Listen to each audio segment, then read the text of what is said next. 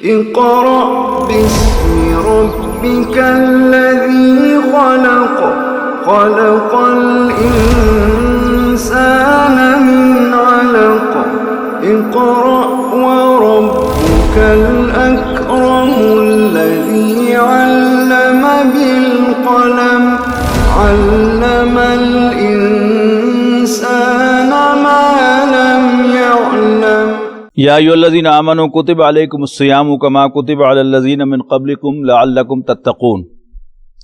ایمان والو، تم پر روزہ رکھنا فرض کیا جا رہا ہے جیسے تم سے پہلوں پر فرض کیا گیا تھا، شاید کہ تم متقی بن جاؤ۔ قرآن مجید کے بالکل آغاز میں قرآن مجید کے بارے میں یہ بات بیان کی گئی کہ یہ متقیوں کے لیے ہدایت ہے۔ ان آیات میں آئے گا کہ یہ تمام لوگوں کے لیے ہدایت ہے، یعنی قرآن مجید اترا تو ہے تمام انسانوں کے لیے ہدایت بن کر، لیکن اس سے بالفعل ہدایت اور رہنمائی وہی حاصل کر سکیں گے جو اللہ سے ڈرنے والے ہیں۔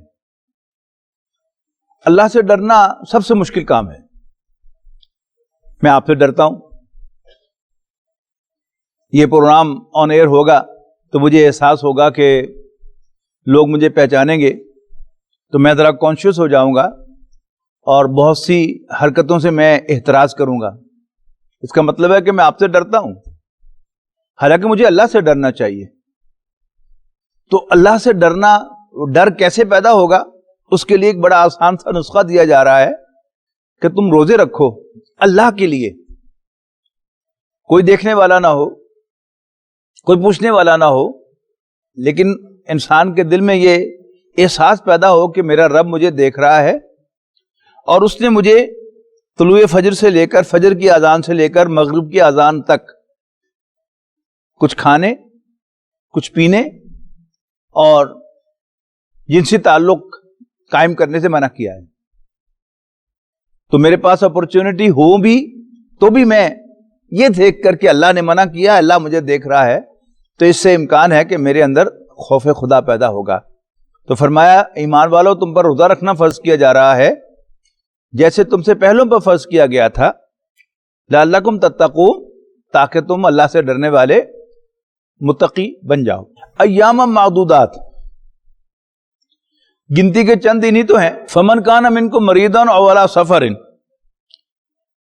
تو پھر اگر کوئی تم میں سے مریض ہو یا سفر پر ہو، فعدۃ من ایام اخر، تو اس کے ذمے گنتی کا پورا کرنا ہے بعد کے دنوں میں۔ وعلی الذین یطیقونہ فدیۃ طعام مسکین، اور وہ لوگ جو اس کی طاقت رکھتے ہوں انہیں انیشلی یہ اجازت دی گئی تھی کہ وہ روزہ رکھنے کی بجائے ایک مسکین کو کھانا بھی کھلا سکتے ہیں۔ بعد میں یہ رعایت واپس لے لی گئی، اگلی آیت میں آ رہی ہے فمن تطوع خیرا، ہاں جو شوق سے نیکی کرے، ایک کی بجائے 10 مسکینوں کو کھانا کھلانا چاہے تو فہو خیر اللہ، تو اس کے لیے بہتر ہے۔ وان تصوموا خیر لکم، اور یہ کہ اگر تم روزہ رکھو تو تمہارے لیے بہتر ہے۔ ان کنتم تعلمون، اگر تم سمجھو۔ شہر رمضان الذی انزل فیہ القرآن، رمضان کا مہینہ وہ ہے کہ جس میں قرآن نازل کیا گیا، ھدی للناس، لوگوں کے لیے ہدایت بنا کر، وبینات من الہدی والفرقان، اور ہدایت اور حق و باطل کے کھلے امتیازات کے ساتھ۔ فمن شہد منکم الشہر فلیصمہ، تو جو کوئی تم میں سے اس مہینے کو پائے، اس مہینے میں موجود ہو، فلیصمہ، اس پر لازم ہے کہ وہ اس مہینے کے روزے رکھے۔ ومن کان مریضا، اور جو مریض ہو، او علی سفر، یا سفر پر ہو، فعدۃ من ایام اخر، تو اس کے ذمے بعد کے دنوں میں گنتی کا پورا کرنا ہے۔ یرید اللہ بکم الیسر، اللہ تعالیٰ تمہارے ساتھ آسانی چاہتا ہے، ولا یرید بکم العسر، اور تمہارے ساتھ کوئی تنگی نہیں چاہتا۔ وَلِتُكْمِلُوا الْعِدَّةَ وَلِتُكَبِّرُوا اللَّهَ عَلَىٰ مَا هَدَاكُمْ، اور اس لیے کہ تم گنتی کو پورا کرو اور اللہ کو بڑا کرو اس پر کہ اس نے تمہیں ہدایت بخشی ہے۔ وَلَعَلَّكُمْ تَشْكُرُونَ، اور اس لیے بھی کہ تم شکر ادا کرو۔ شکر گزار بنو. ایسی ہی آیت جو ہے آپ کو سورہ حج میں ملے گی، یعنی جہاں قربانی کے احکام ہیں ان کے آخر میں بھی کہا گیا وَلِتُكَبِّرُوا اللَّهَ عَلَىٰ مَا هَدَاكُمْ، کہ تم اللہ کو بڑا کرو اس لیے کہ اس نے تمہیں ہدایت بخشی ہے، اس کا شکرانہ. اور یہاں بھی کہا گیا. اور یہی چیز ہم دیکھتے ہیں کہ دونوں جو عبادات ہیں ہماری، روزہ اور حج، ان دونوں کے ساتھ ایک عید ہے. یعنی حج تو صرف ایک مخصوص مقام پر ادا کیا جاتا ہے، لیکن باقی دنیا کے سب مسلمان قربانی تو کرتے ہیں لیکن ساتھ ہی عید کی نماز ادا کرتے ہیں، جس میں کثرت کے ساتھ تکبیریں ہوتی ہیں، اور اس سے پہلے بھی اور اس کے بعد بھی کثرت کے ساتھ تکبیریں ہوتے ہیں، اللہ اکبر اللہ اکبر. اور کھلے میدان میں جا کر، کھلی جگہ پر جا کر نماز عید ادا کی جاتی ہے، اور وہاں پر تکبیرات ادا کی جاتی ہیں اونچی آواز سے. اعلان اللہ سب سے بڑا ہے، اللہ سب سے بڑا ہے، اللہ سب سے بڑا ہے. وَإِذَا سَأَلَكَ عِبَادِي عَنِّي فَإِنِّي قَرِيبٌ، اور جب میرے بندے آپ سے میرے بارے میں پوچھیں تو آپ بتائیے کہ میں قریب ہوں، دور نہیں ہوں. اجیب دعوت الداعی اذا دعان، میں پکارنے والے کی پکار کو سنتا ہوں، رسپونڈ کرتا ہوں جب بھی وہ مجھے پکارتا ہے. فَلْيَسْتَجِيبُوا لِي، یہ سارا معاملہ یقین کا ہے. اگر انسان کے دل میں یہ بات بیٹھ جائے تو اللہ بہت دور ہے، تو پھر وہ دوسرے سہارے ڈھونڈے گا کہ کچھ وہ لوگ جو اللہ سے قریب ہیں، میں ان کے ذریعے سے اللہ تعالیٰ تک اپنی فریاد پہنچاؤں، اپنی دعا پہنچاؤں، اور پھر دکانداریاں چمکیں گی. لیکن دین کی منشا کیا ہے کہ کیوں خالق و مخلوق میں حائل رہیں پردے، پیران کلیسا کو کلیسا سے اٹھا دو. ڈائریکٹ ہونا چاہیے. یا انسان کو اگر یہ احساس ہو جائے کہ میں بڑا گناہ گار ہوں، اللہ میری کہاں سنتا ہے، یہ بات بھی ذہن سے نکال دینی چاہیے. اللہ تعالیٰ سب کا سانجا رب ہے، مردوں کا، عورتوں کا، گوروں کا، کالوں کا، بچوں کا، بڑوں کا، جوانوں کا، بوڑھوں کا، یہاں تک کہ نیکوں کا اور گناہ گاروں کا. لہذا صرف یہ بات ذہن میں لا کر کہ میں بڑا گناہ گار ہوں، اللہ تعالیٰ کو پکارنے سے انسان کو بچنا نہیں چاہیے. اللہ تعالیٰ تو پکار کے کہتا ہے اے میرے وہ بندو جنہوں نے اپنے اوپر ظلم ڈھایا ہے، لا تقنطوا من رحمت اللہ، اللہ کی رحمت سے مایوس نہ ہونا. ان اللہ یغفر الذنوب جميعا، بے شک اللہ تو سب گناہوں کو بخش دیتا ہے، اور اللہ تعالیٰ بڑا بخشنے والا مہربان ہے. یقین. ایک خاتون بوڑھی پاکستان سے تعلق رکھنے والی، ہاتھ میں چھڑی پکڑے ہوئے گئی حج یا عمرے کے لیے، اور اپنی بڑی سادہ لوہی کے ساتھ اس نے اپنی چھڑی کے ساتھ خانہ کعبہ کے دروازے کو کھٹکھٹایا اور کہا کہ ربا بشیرہ آئیو بوا کھول. اور باقی عورتیں ہنس رہی ہیں کہ پاگل. تھوڑی دیر کے بعد عورت نے پھر ٹک ٹک ٹک ربا بشیرہ آئیو بوا کھول. عورتیں پھر ہنس رہی ہیں. تھوڑی دیر کے بعد پھر اس نے ٹک ٹک ٹک بشیرہ آئیے بھائی ربا بوا کھول. اور کیا دیکھا انہی عورتوں نے جو ہنس رہی تھی کہ کوئی اہم شخصیت آ گئی اور اس کے لیے ہٹو بچو ہوا، سیڑھی آگے لگ گئی اور بشیرہ جو ہے وہ اندر پہنچ گئی. حالانکہ اتنے سخت سیکیورٹی کے انتظامات ہوتے ہیں، لیکن اللہ تعالیٰ ان تمام سیکیورٹی کے انتظامات میں سے بشیرہ کو اندر لے گیا. اس نے دل کی گہرائیوں سے اپنے رب کو پکارا تو اللہ تعالیٰ نے اس کے لیے اپنے دروازے کھول دیے. یہ تو خیر خانہ کعبہ کا فزیکل دروازہ تھا، لیکن اللہ تعالیٰ کی رحمت کے دروازے بھی سب کے لیے کھلے ہیں.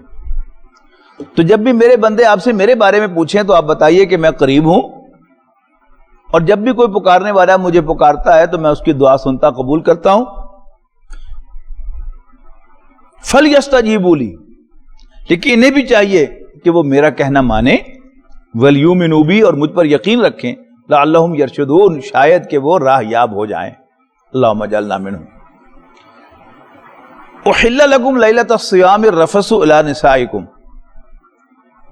حلال کر دیا گیا تمہارے لیے روزے کی راتوں میں اپنی عورتوں سے بے حجاب ہونا. ہن لباس لکم وانتم لباس لہن، وہ تمہارا لباس ہیں اور تم ان کا لباس ہو. لباس کس کام آتا ہے؟ ڈھانپنے کے کام آتا ہے، ایک دوسرے کے عیب ڈھانپنے کے لیے، ایک دوسرے کی کمزوریاں چھپانے کے لیے. علم اللہ انکم تختانون انفسکم فتاب علیکم. شریعت موسوی میں مغرب کی سورج غروب ہونے کے بعد جب بھی انسان سو جاتا تھا تو روزہ شروع ہو جاتا تھا اور پھر اگلے دن مغرب تک اس کو پورا کرنا پڑتا تھا. تو مسلمان بھی یہی سمجھتے تھے شاید ہمارے لیے بھی روزے کی یہی حکم ہے. ان سے اس میں کچھ کمی بیشی ہو جاتی تھی اور وہ محسوس کرتے تھے کہ ہم نے خیانت کی ہے، لیکن ہو جاتی تھی. اب یہاں ان کو کھلی اجازت دی جا رہی ہے کہ روزے کا جو آغاز ہے وہ ہے ہی اذان فجر سے، طلوع فجر سے. اس سے پہلے تم کھا پی بھی سکتے ہو اور میاں بیوی کا تعلق بھی قائم کر سکتے ہو. تو اس کا صاف صاف الفاظ میں بیان کیا جا رہا ہے. علم اللہ انکم کنتم تختانون انفسکم، اللہ کو معلوم ہے کہ تم اپنے آپ سے خیانت کیا کرتے تھے. فتاب علیکم، پس اللہ نے تم پر عنایت فرمائی. وعفا عنکم، اور تم سے درگزر فرمایا. فلا نباشرہن، تو اب تم اپنی عورتوں سے صحبت کرو، ان سے ہم بستری کرو. وابتغوا ما کتب اللہ لکم، اور طلب کرو جو اللہ نے تمہارے لیے مقدر کی ہے، یعنی اولاد. وکلوا واشربوا، اور کھاؤ پیو. حتی یتبین لکم الخیط الابیض من الخیط الاسود من الفجر، یہاں تک کہ رات سے دن کی سفید دھاری رات کے سیاہ دھاری سے علیحدہ ہو جائے، یعنی پاؤں پھٹ پڑے اور طلوع آفتاب اور طلوع فجر ہو جائے. ایک ہے طلوع آفتاب جب سورج نظر آتا ہے، وہ ابھرتا ہے. ایک ہے جب پہلی سفیدی جو ہے وہ اپیئر ہوتی ہے رات کے وقت، جس سے فجر کا وقت شروع ہوتا ہے، جس سے فجر کی اذان ہوتی ہے. ثم اتموا الصیام الی اللیل، پھر روزے کو پورا کرو رات تک. ولا تباشروہن وانتم عاکفون فی المساجد، اور اپنی عورتوں سے صحبت نہ کرو جب تم اعتکاف کی حالت میں ہو مساجد کے اندر. تلک حدود اللہ، یہ اللہ کی حدیں ہیں. فلا تقربوها، ان کے قریب بھی نہ جانا.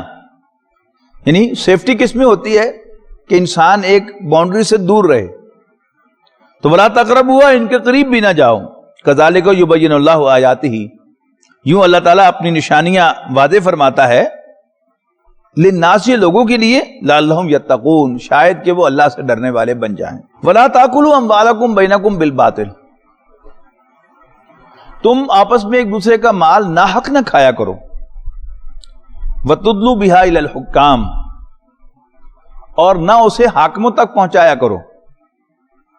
لتاکلوا فریقا من اموال الناس بالاثم، تاکہ تم لوگوں کے مال کا ایک حصہ، لوگوں کے مال کا مطلب ہے پبلک فنڈ. کوئی حکومت کا اہلکار اگر آپ کو کوئی فائدہ پہنچاتا ہے تو اپنی جیب سے نہیں پہنچاتا، وہ حکومت کے فنڈ سے، یعنی جو پبلک فنڈ ہے اس میں سے پہنچاتا ہے. اور اگر اس کو کچھ پیش کیا جاتا ہے، خواہ کسی بھی نام سے پیش کیا جائے، ہوتی وہ رشوت ہی ہے. مقصد کیا ہوتا ہے کہ وہ آپ کو فائدہ پہنچائے جو پبلک فنڈ میں سے، نہ کہ اپنی جیب میں سے. تو نہ تو اپنے مال کو حاکموں تک پہنچاؤ تاکہ تم لوگوں کے مال میں سے کچھ ہڑپ کر سکو، بالاسم، ناجائز طریقے سے. وانتم تعلمون، جانتے بوجھتے ہوئے. یعنی انسان کے دل میں خوف خدا پیدا ہوا کہ نہیں، اس کا یہ آخری آیت جو ہے یہ ٹیسٹ ہے. اگر تو انسان مالی معاملات میں محتاط ہو گیا ہے، اس کا مطلب ہے کہ اس میں کچھ خوف خدا پیدا ہوا ہے. یسألونک عن الاہلہ، اور یہ آپ سے چاند کے گھٹنے بڑھنے کے بارے میں پوچھتے ہیں. قل ہی مواقیت للناس، اے نبی کہہ دو کہ یہ لوگوں کے لیے کیلنڈر ہے. والحج، اور حج کے لیے. آج بھی سعودی عرب کا سب سے بڑا ایونٹ وہ حج ہے، اور حج سیزن ان کی ایک ٹریڈیشن کا حصہ ہے. کالج اسکولز بند ہوتے ہیں اور نوجوانوں کو صرف حج سیزن کے لیے 4 ماہ کے لیے 3 ماہ کے لیے جابز ملتی ہیں حکومت کی طرف سے. ڈرائیونگ کی جابز بے شمار چاہیے ہوتی ہیں. پھر سارا حج کا انتظام، حرمین کا انتظام وہ کرنے کے لیے نوجوان چاہیے ہوتے ہیں. وہ سب بھرتی کیے جاتے ہیں. تو وہ ان کا سارا وہ کیلنڈر جو ہے وہ اسلامی کیلنڈر چاند کے مطابق چلتا ہے. تو حج کا معلوم کرنے کے لیے اور تاریخیں معلوم کرنے کے لیے، ان کا تعین کرنے کے لیے اللہ تعالیٰ نے یہ چاندوں کو گھٹایا اور بڑھایا ہے. یعنی ایک کریسنٹ کے طور پہ چاند طلوع ہوتا ہے نئے ماہ میں، پھر وہ فل بلوم پر پہنچتا ہے، فل مون بن جاتا ہے، اور پھر وہ دوبارہ گھٹ کر ایک کریسنٹ ہو جاتا ہے اور پھر غائب ہو جاتا ہے، پھر نئے سرے سے ابھرتا ہے. وَلَيْسَ الْبِرُّ بِأَن تَأْتُوا الْبُيُوتَ مِن ظُهُورِهَا. عربوں کے ہاں ایک بدعت تھی کہ ایک دفعہ جب کوئی شخص گھر سے نکل آئے حج کی ارادے سے تو وہ دوبارہ گھر نہیں جاتا تھا. اس کو برا سمجھا جاتا تھا. اف ایٹ آل اسے کسی ضرورت سے گھر جانا ہی پڑے تو وہ سیدھے راستے سے نہیں آتا تھا، بلکہ گھر کے پچھلی طرف سے وہ نقب لگاتا تھا، پھر گھر میں آتا تھا. اس کی دین میں کوئی حیثیت نہیں تھی. لہذا کہا کہ یہ نیکی نہیں ہے کہ تم اپنے گھروں کے پچھواڑوں سے داخل ہو. وَلَٰكِنَّ الْبِرَّ مَنِ اتَّقَىٰ. ہاں نیکی تو اس کی ہے جو اللہ سے ڈرے. وَأْتُوا الْبُيُوتَ مِنْ أَبْوَابِهَا. اپنے گھروں میں داخل ہوا کرو دروازوں سے. وَاتَّقُوا اللَّهَ. اور اللہ سے ڈرتے رہا کرو. لَعَلَّكُمْ تُفْلِحُونَ. تاکہ تم فلاح پاؤ. وَقَاتِلُوا فِي سَبِيلِ اللَّهِ الَّذِينَ يُقَاتِلُونَكُمْ. اور اللہ کے راستے میں جنگ کرو ان لوگوں سے جو تم سے لڑتے ہیں. وَلَا تَعْتَدُوا. اور زیادتی نہ کیا کرو. ان اللہ لا يحب المعتدین. بے شک اللہ تعالیٰ زیادتی کرنے والوں کو پسند نہیں فرماتا. اب حلال و حرام کھانے پینے میں اس کا تذکرہ ہو گیا، روزے کا حکم آ گیا. اب حج کا حکم آنے والا ہے بعد میں، لیکن حج کرنے کے لیے آپ کو مکہ مکرمہ میں جانا پڑتا ہے، اور مکہ مکرمہ پر قبضہ ہے قریش کا، مشرکین کا. وہ آپ کو حج کرنا الاؤ نہیں کرتے. اب تمہیں لڑ کر وہ شہر ان سے حاصل کرنا ہے، اور وہ لڑائی کی عربی کیا ہے؟ قتال. وَقَاتِلُوا فِي سَبِيلِ اللَّهِ الَّذِينَ يُقَاتِلُونَكُمْ. اللہ کے راستے میں جنگ کرو ان سے جو تم سے جنگ کرتے ہیں، البتہ زیادتی نہ کرو. ان اللہ لا يحب المعتدین. بے شک اللہ تعالیٰ زیادتی کرنے والوں کو پسند نہیں فرماتا. وَاقْتُلُوهُمْ. اور انہیں قتل کرو حیث ثقفتموہم، جہاں بھی تم انہیں پاؤ. وَأَخْرِجُوهُمْ مِنْ حَيْثُ أَخْرَجُوكُمْ. اور انہیں نکالو وہاں سے جہاں سے انہوں نے تمہیں نکالا تھا. وَالْفِتْنَةُ أَشَدُّ مِنَ الْقَتْلِ. اور فتنہ قتل سے زیادہ برا ہے.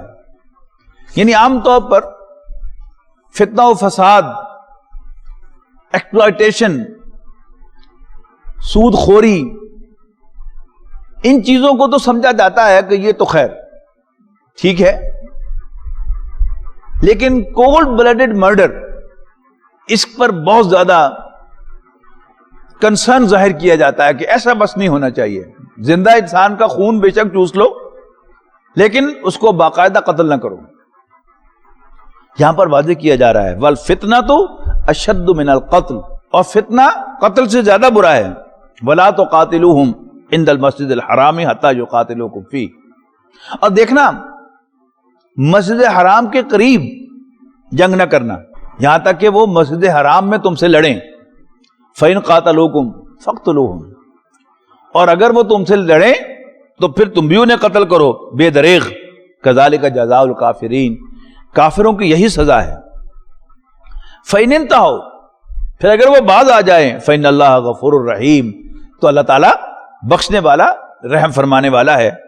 وَقَاتِلُوهُمْ حَتَّى لَا تَكُونَ فِتْنَةٌ وَيَكُونَ الدِّينُ لِلَّهِ. اور ان سے لڑو، ان سے جنگ کرو یہاں تک کہ فتنہ فروغ ہو جائے، فتنہ باقی نہ رہے. وَيَكُونَ الدِّينُ لِلَّهِ. اور دین اللہ کا ہو جائے. فَإِنِ انْتَهَوْا. پھر اگر وہ باز آ جائیں فلا عدوان الا علی الظالمین، تو ان پر زیادتی مناسب نہیں ہے مگر ظالموں پر۔ الشہر الحرام بشہر الحرام، ماہ حرام کی پابندی، حرمت والے مہینے کی پابندی حرمت والے مہینے کی پابندی کے مقابلے میں ہے۔ والحرمات قصاص، اور تمام حرمتیں عدلے کا بدلہ ہیں۔ فمن اعتدى علیکم فاعتدوا علیہ بمثل ما اعتدى علیکم، لہذا جو تم پر زیادتی کریں تو جیسی زیادتی انہوں نے کی ہے ویسی تم بھی کر سکتے ہو، تم بھی کرو۔ واتقوا اللہ، البتہ اللہ سے ڈرتے رہو۔ واعلموا، اور یاد رکھو، ان اللہ مع المتقین، کہ اللہ تعالیٰ تو متقیوں کے ساتھ ہے، اللہ سے ڈرنے والوں کے ساتھ ہے۔ وانفقوا فی سبیل اللہ، اور اللہ کے راستے میں خرچ کرو۔ ولا تلقوا بایدیکم الی التہلکہ، اور اپنے ہاتھوں اپنے آپ کو ہلاکت میں نہ ڈالو۔ واحسنوا ان اللہ یحب المحسنین، اور نیکی کرو، احسان کرو، بے شک اللہ تعالیٰ احسان کرنے والوں کو پسند فرماتا ہے۔ ويشف صدور قوم مؤمنين وشفاء لما في الصدور وإذا مرضت فهو يشفين